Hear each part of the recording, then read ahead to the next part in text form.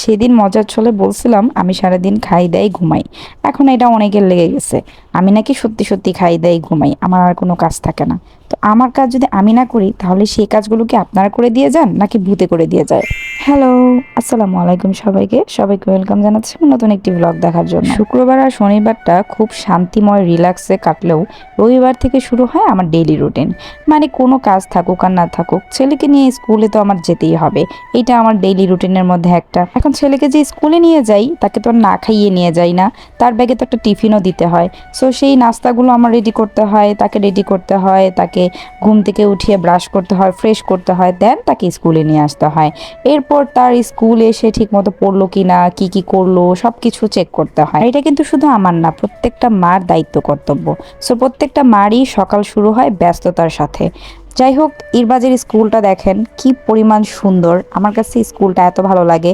আর এই স্কুলে কিন্তু আমি নিজেও পড়াশোনা করছি। সো এটা আমারও ছোটবেলার স্কুল, দেখলেই অনেক স্মৃতি মনে পড়ে যায়। মাঝে মাঝে ভাবি ছোটবেলাটা এত তাড়াতাড়ি কেন শেষ হয়ে গেল, আর একটু সময় থাকলে তো ভালোই হতো। এখন তো শুধু টেনশন আর টেনশন, ছোটবেলার সুন্দর মুহূর্তগুলো আর ফিরে আসবে না। যাই হোক, বাসায় এসে ইরবাজকে ফ্রেশ করিয়ে আমি আমার কাজ নিয়ে বসলাম।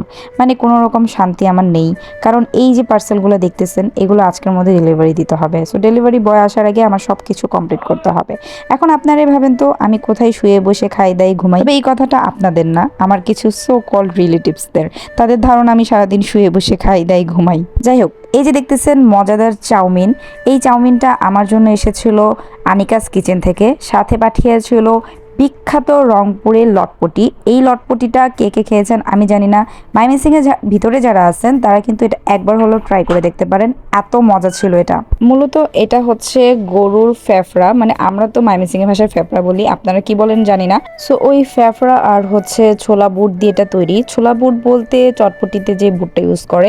তো এইদিকে আমার ছেলে খুব মজা করে চাউমিন খাইতেছিল, সে ভিডিও দেখে কিন্তু এরকম ঘাপুস ঘুপুস খাচ্ছিল। যাই হোক, এরপর আরো সুন্দর একটা পেয়ার আপনাদের সাথে শেয়ার করি, যেটা এসেছিল ওহি ফ্যাশন থেকে। এটা ছিল মূলত একটা শাড়ি কম্বো সেট, যেখানে আপনি একটা শাড়ি, চুড়ি, গহনা, টিপ, চকলেট সবকিছু একসাথে একটা কম্বো হিসেবে পাবেন।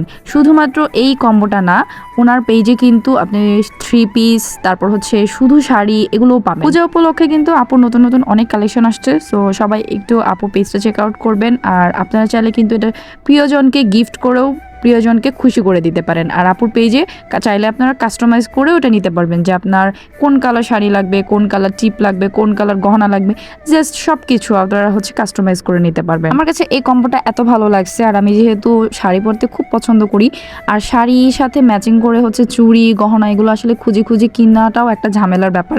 সো সব কিছু যখন আমি একটা জায়গায় পেয়ে যাচ্ছি, সো এটা তো আমার জন্য খুবই খুবই ভালো একটা ব্যাপার। এটা মূলত হাফ সিল্কের মধ্যে ছিল, খুব সুন্দর জরি সুতা দিয়ে কাজ করা ছিল, আমার কাছে খুবই খুবই ভালো লাগছে। আর লাল বলতে আমার খুব পছন্দের। তো এই ছিল আজকের মতো, আজকের জন্য এখান থেকে বিদায় নিয়ে নিচ্ছি। টাটা, বাই বাই, আল্লাহ হাফেজ।